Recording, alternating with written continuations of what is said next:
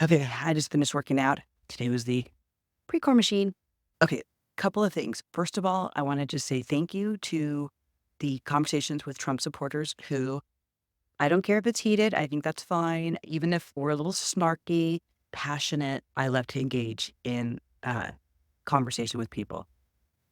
For people who are just out and out like nasty and rude and angry, I'm just gonna block them and because I don't want to have that in my life. But I've had really good dialogue, even with my clients who I was afraid to put my views out there.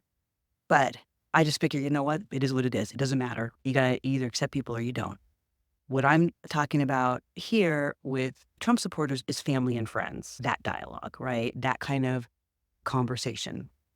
But something did come up that I've been asked about because I do own a insurance company, an insurance agency that specializes in construction. So my job is to help to insure the projects and the builders and the developers.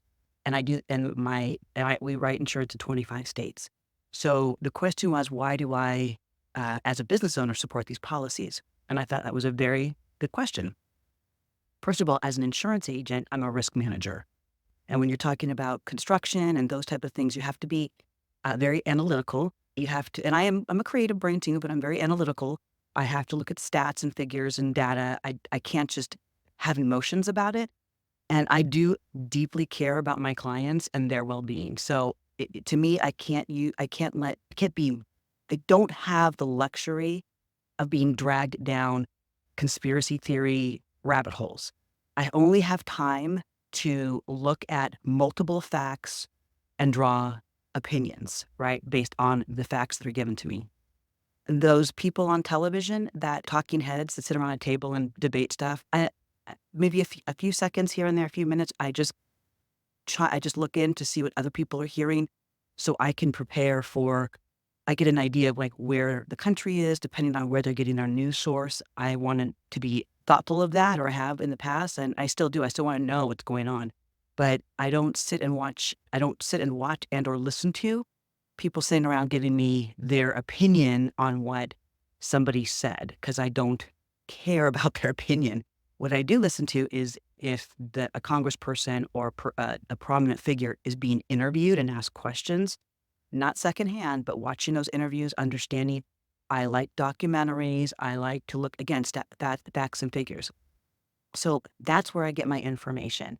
There's a place called Ground and News, which gives you a multitude of news outlets and gives you conservative, central, and liberal. And so you can see where everybody's leaning. And so you have an idea of where people are. But the other thing too is it's really important for me is that because I write in 25 states is to understand local laws because I have to identify where I want to spend my marketing dollars. And if I see locally where some legislation's going through that's going to really impact home building or impact jobs I will think twice about putting money in those states to open up the marketing. And what I see is because I write in a lot of red states because I'll tell you honestly, it's cheaper to get licenses in there. It's really expensive to get an insurance license in California, like very difficult and very expensive. But more red states like Alabama, Louisiana, Texas, all of those, it's so inexpensive. I can get licenses very inexpensively and then open up those markets. So most of my licenses are in red states. So I follow those local laws. And what I see happening is to me, I'm not going to tell you because again, that's everybody's job to do their own research. I spent years trying to like feed people. Look at this link. If you don't care, you don't care. Like I can't make people care about what's going on. I can only share my own personal experiences. And that's all I'm trying to do is share my experiences. But what I notice is that if women are being forced, like in Texas, to have babies, that means the workforce for me, like that diminishes the workforce, that diminishes opportunities. So then maybe I won't put money there because we're really struggling with workforce right now. And if you take half of the country or a percentage of half of the country and force them to carry pregnancies to term that they wouldn't otherwise do, then you just have less people who are educated and less people who are in the workforce. And that's an economic issue for me.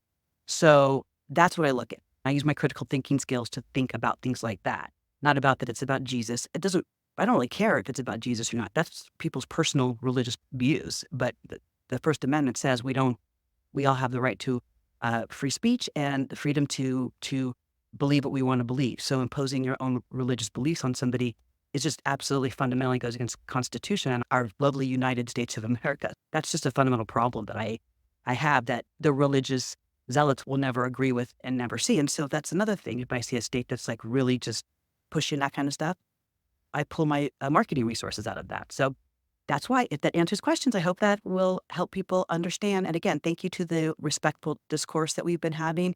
And again, don't mind if it's snarky, don't mind if it's funny, don't even mind if it's passionate. I do mind if it's rude. So anyway, thanks guys.